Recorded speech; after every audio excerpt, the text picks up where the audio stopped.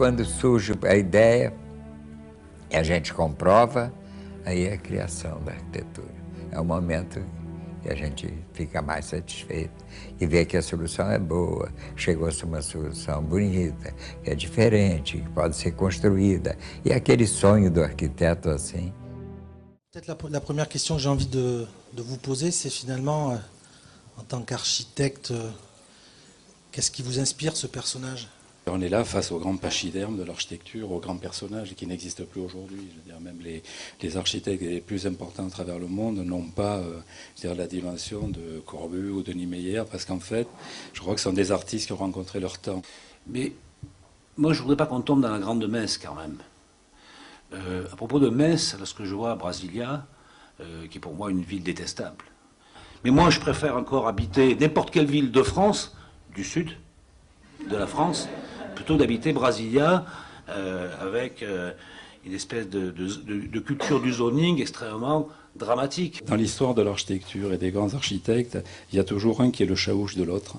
Jeanneret a été celui de Corbu, et Costa, Lucio Costa, est un peu celui de Niemeyer, parce que c'est bien d'ouvrir un débat sur quelle ville demain, mais Niemeyer, c'est un architecte.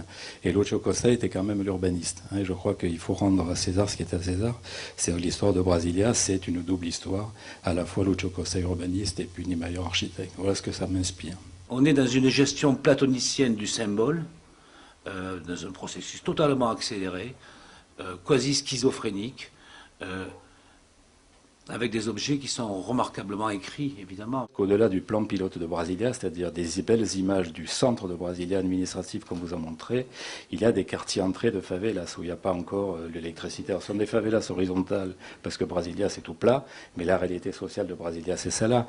Comme la réalité sociale de Chandigarh, c'est la même. Ce sont des villes de fonctionnaires, avec des bureaux, et en fait, ces villes qui étaient construites pour le peuple, il habite à côté de ces villes. Et là, il ne faut pas se planter par rapport à ça, quoi. Et je en profite pour ne pas laisser croire aux étudiants que ce que fait Niemeyer, c'est ce qu'il y a lieu de faire.